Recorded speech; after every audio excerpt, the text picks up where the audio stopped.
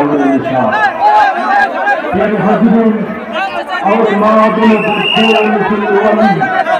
हम कुरान का किताब तफसीर कर रहे हैं। सबसे पहले वाले जब हजरत मौलाना मुफ्ती आमिर हमजा साहब गुजारी है कि मजलिस में आकर 2-4 बात बयान करें। प्रिय उपस्थिति, एक पर्याये আপনাদের সামনে পবিত্র কোরআন থেকে তাফসীর পেশ করবেন আজকের সভার সম্মানিত প্রধান মেহমান বিশিষ্ট ইসলামী চিন্তাবিদ আন্তর্জাতিক খ্যাতিসম্পন্ন মুফাসসিরে কোরআন হাফেজ মাওলানা মুফতি আমির হামজা। আমি মোহতারামকে তার গুরুত্বপূর্ণ বক্তব্য উপস্থাপন করবার জন্য বিনীতভাবে অনুরোধ করছি। Brothers and sisters, this time we explain from the Holy Quran. The Quran is intended to remain considered in an Islamic thinker, to be an Islamic scholar, and our team is free now community. This time, I have a request to tell about it. They will be true.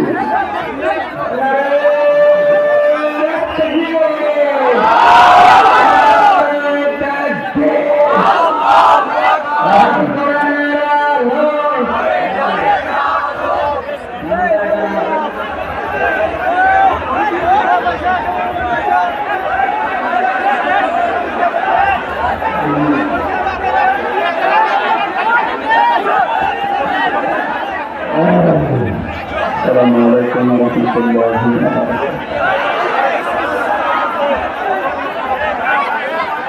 Nahmaduhu wa nasta'inuhu wa nastaghfiruhu wa nu'minu bihi wa natawakkalu alayhi. Wa na'udzu billahi min shururi anfusina wa min sayyiati a'malina.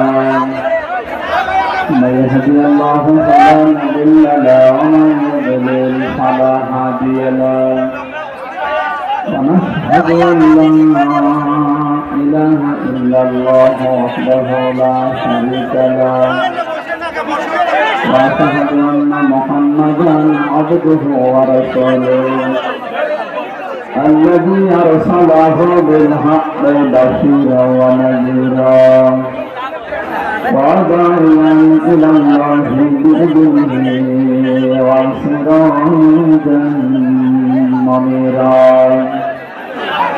فقد قال الله تعالى في كلامه المجيد وبرهانه التوحيد.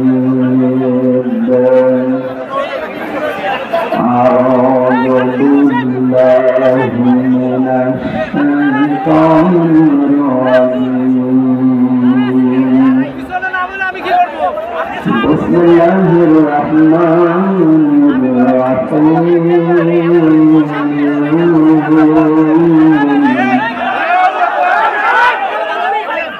لقد كان لكم في رسول الله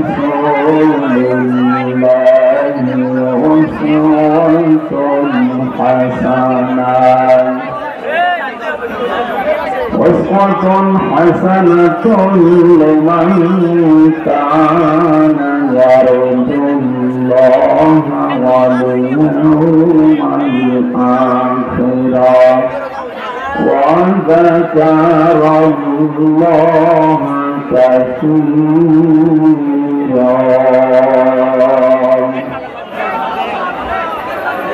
صدقتنا ربنا. اللهم صل على مولانا محمد وعلى آل سيدنا مولانا.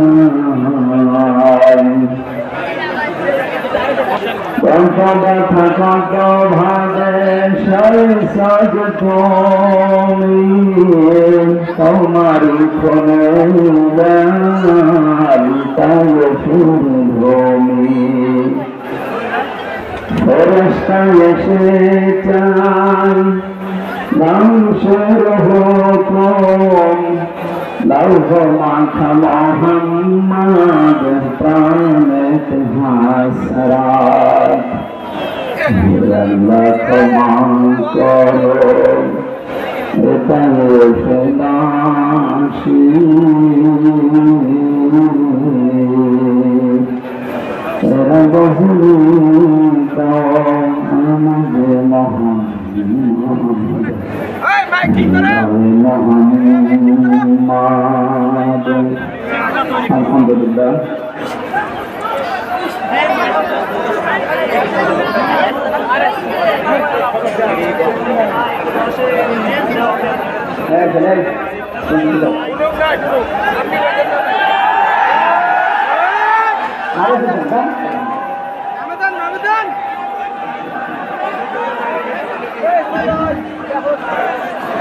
Eco আছে, eco অথবা রিভাব দেবেন হালকা, মাইকের আওয়াজ যেন কানে আসে, কথা বলবেন ভাই।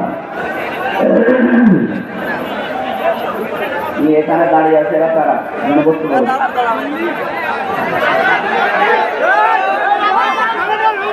চট্টগ্রাম জেলার রাজারহাট থানার অন্তর্গত হাফেজে কোরআন ছাত্রদের পাগড়ি প্রদান অনুষ্ঠানে রাজারহাট নুরানি একাডেমি হাফিজিয়া মাদ্রাসার প্রাঙ্গণে, এটা কি মাদ্রাসা?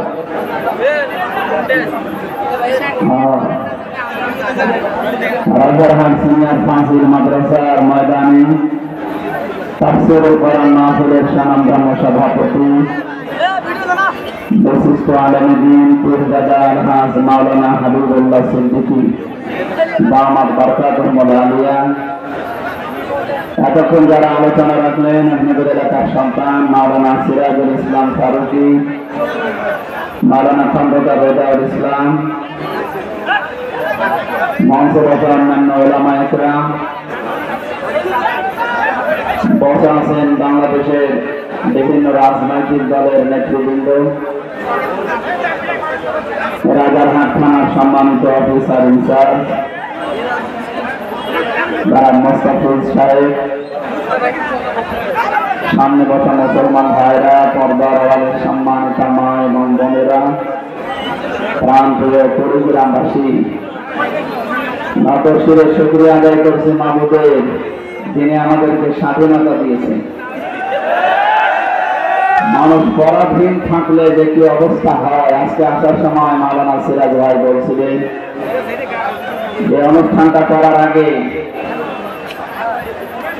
আগস্টের 5 তারিখের আগে যে সমস্ত অনুষ্ঠানগুলো আমরা করেছি পায়ের সোতা ছিঁড়ে গেছে, জায়গায় যাওয়া লাগবে 14 বার। আল্লাহর জমিনে আল্লাহর কোরআনের কথা মানুষ শুনবে, বলবে, যে মানুষগুলোর কাছে অনুমতি চাইতে যাওয়া লাগতো, ওদের লজ্জা করতো না? লজ্জা করবে কি? ওদের মানুষ না।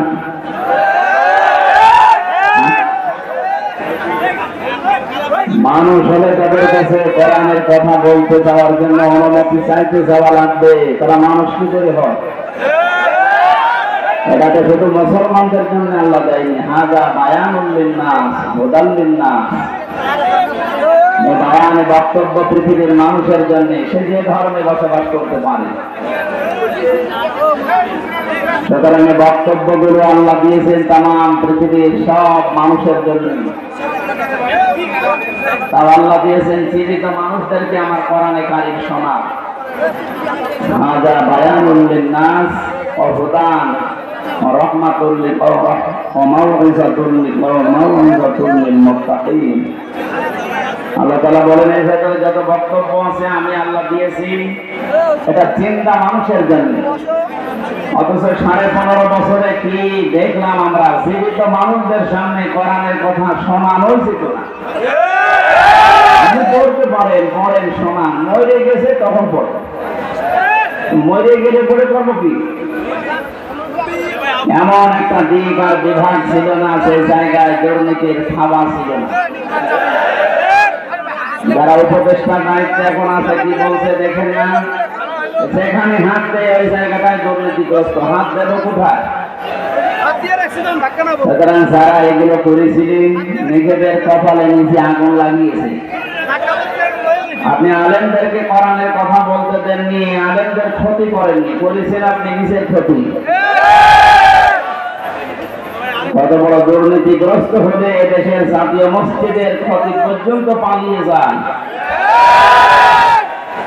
লজ্জা আছে, ওই লোকটা আবার আজকে এসেছে নামাজ পড়াতে, ওর পেছনে নামাজ হয় না?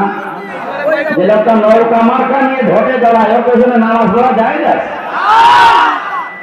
এই জন্য পিটিয়ে বের করে দিয়েছে মুসল্লিরা। কিসের নামাজ?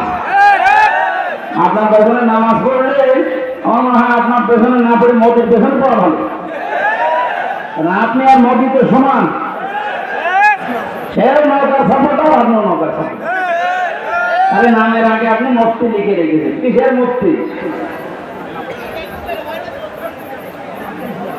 জেলখানার ভেতরে যে সমস্ত কওমি আলেমরা ছিল, মাওলানা শাখা বসেন রাজি, মাওলানা মামুনুল হক, এনাদের উপর তো এদেশে কওমি মাদ্রাসার পরিচিত আলেম নেই। তাদের পাশাপাশি তো ছিলাম 3 বছর জেলখানা। তারা এই লোকটাকে ঘৃণা করে। সেই দিন এ পৃথিবীর যে সমস্ত জালেমদের তালিকা বের হয় মাঝে মাঝে, তার ভেতরে যেটা পালিয়ে গেছে এটার নাম 850 বছর আগে লক্ষণ সেন পালিয়েছিল, আর 850 বছর পরে পালিয়েছে এটা। এতদিনের ভেতরে পৃথিবীর ইতিহাস কেউ ক্ষমতা থেকে পালিয়েছে আমরা শুনি নাই, কোনো জায়গায় পড়ি না, কিন্তু এটা নিজে দেখলাম। এই পালিয়ে যাওয়ার পর থেকে চট করে ঢুকে পড়বো এই আশা অনেকে ব্যক্ত করছে যে আমি কাছাকাছি আছি, চট করে ঢুকে পড়বো। আপনি বাস্তবতা টের পাচ্ছেন? পালিয়ে যাওয়া ইমাম যদি মসজিদে ঢুকলে এই অবস্থা হয়। আজকে ঢাকার রণক্ষেত্র হয়েছিল বাইতুল মুকাররম। যারা এর সাথে জড়িত, এই সন্ত্রাসী কর্মকাণ্ডের সাথে নিরীহ মুসলমানদের যারা পিটিয়েছে, প্রত্যেকের আমরা শাস্তি দাবি করছি। ভণ্ডামি করার জায়গা পান না, নামাজ পড়াতে এসেছে জোর করে, মনে হচ্ছে ওর পেছনে নামাজ পড়তে মানুষ লালায়িত হয়ে আছে। যেই দিন এই জালেমাকে কওমি জমানে উপাধি দিয়েছিল এই শয়তানটা, সেই দিন থেকে কওমি মাদ্রাসার আলেমদের মন থেকে এই আলেম নামে জালেম উঠে জেলখানায় ওর নামে বদদোয়া হতো। এই রুহুল আমিন যে লোকটা, বাবা ভালো ছিল, আল্লাহর ওলি নিঃসন্দেহে মাওলানা শামসুল হক ফরিদপুরি, আল্লাহ তাকে হায়াতে তার জিন্দেগির গুনাহগুলো যেন মাফ করে জান্নাতের সর্বোচ্চ মাকাম দান করে। তার কাছ থেকে কি পয়দা হইল? নির্ভেজাল টাটকা একটা শয়তান, আলেম নামে কলঙ্ক, আলেমদের নাম বলতে ঘৃণা করে লোকটা। সাপোর্ট দিত এই জালেমকে, আর কাজ পায়নি নৌকা মার্কা নিয়ে দাঁড়িয়ে। যদি কুকুর মার্কা নিয়ে দাঁড়াচ্ছেন তাও ভালো। যেমন গালি হয়ে গেছে এই পৃথিবীতে, আমার মনে হয় যে জালেম পালিয়েছে, ওর নাম এই পৃথিবীতে একটা গালি হয়ে যাবে ইনশাআল্লাহ। কত মানুষের চোখের পানি হা শব্দ লেগে আছে। জেলখানার বিভিন্ন তালা থেকে রাতের গভীরে যখন তাহাজ্জুদ পড়তে উঠতাম, এই যে বিডিআর ছাড়া আপনাদের এই কুড়িগ্রাম, লালমনিরহাট, পঞ্চগড় এই সমস্ত জায়গার বহু বিডিআর এখনো জেল থাকতেছে বিনা কারণে, কিচ্ছু জানে না। একজন মুরব্বীকে দেখতে পেয়েছিলাম, বলছে হামজা ভাই আমার আর 1 মাস পরে চাকরি শেষ হয়ে যেত, অথচ 13-14 বছর আমি জেলে আছি, কিচ্ছু জানি না, আল্লাহর কসম। রাতের গভীরে যখন নামাজে দাঁড়িয়ে দেখতাম এই লোকটা শব্দ করত, এমন একটা আবেগ নিয়ে শব্দ বলতো, এটা আরো কিছু নেই। শুধু এই বিডিআরদের চোখের পানি না, 13টা অপরাধ করেছে এই 15.5 বছরে, যেটা মাপ পাওয়ার মতো না। সবচাইতে জঘন্য অপরাধে আয়না ঘর বানানো, এর চাইতে জঘন্য অপরাধ এই পৃথিবীতে আর নেই। জীবিত মানুষকে এভাবে মানুষ কষ্ট দিতে পারে। আমার মনে হয় দেশের 18 কোটি মানুষ যদি আপনাকে মাফ করে দেয়, ব্যারিস্টার আরমানের বউ জীবনও মাফ করবে না। ইয়াসিন এই শব্দটা কি খারাপ? অনেক সুন্দর নাম, কিন্তু সে জালেম হওয়ার কারণে তার নামটাকে আল্লাহ গালি বানিয়ে দিয়েছে। এই কুড়িগ্রামে কোন হিন্দুকে যদি বলেন ভাই ছেলে হয়েছে 5,000 টাকা দেবো, ইয়াসিন রাখে কি নাম, অথচ নামটা কি খারাপ? বলেন। এর মতো এত সুন্দর নাম যদি গালি হয়ে যায় জুলুম করার কারণে, আপনার নাম যতই সুন্দরী হোক, আপনার নামটা গালি হবে 1 আর 2। আবু সাহেবের যে বাড়ি আপনারা দেখতে পান কাবা শরীফের পাশে, এর চাইতে দামি জায়গা কি আর আছে দুনিয়ায়? কাবার পাশে শুধু জালেমের বসবাস ছিল ওই জায়গায়। ওখান থেকে তরুণী শান্তি করতো আওয়ামের বিরুদ্ধে, ইসলামের বিরুদ্ধে, সাহাবীদের বিরুদ্ধে। এ কারণে আবু জেহেলের বাড়ি এখন ইন্টারন্যাশনাল পায়খানা। আজ বাংলাদেশ সহ বিশ্বে যারা জালেম আবু জেহেলের মতো, কারণ জালেমদের বসবাসের জায়গাগুলো অভিশপ্ত, আল্লাহর গজবের জায়গা এগুলো। যারা এখানে হজ করতে গেছে, হাজী সাহেব, একটা জায়গা আছে মুজদালিফা, রাতে যেখান থেকে মানুষ পার হয় কিছু তার জায়গায় একটু দৌড়ানো লাগে, কারণ এটা গজবের জায়গা। আবু সাইদের বাড়ি থেকে যেহেতু দুর্বিসন্ধি হতো নবীর বিরুদ্ধে, ইসলামের বিরুদ্ধে, আল্লাহর বিরুদ্ধে, এই জন্য আল্লাহ এমন শাস্তি দিয়েছে কিয়ামত পর্যন্ত এটা ইন্টারন্যাশনাল পায়খানা। এ বাংলাদেশে যে ঘরে বসে বসে যে শত নম্বর হোক, 32, 34, 35 নম্বর, এই জায়গাগুলোতে যারা এদেশের ইসলাম নিয়ে, আলেমদেরকে নিয়ে দুর্বিসন্ধি করতেন, এই বাড়িটা আমরা ইন্টারন্যাশনাল পায়খানা দেখতে চাচ্ছি।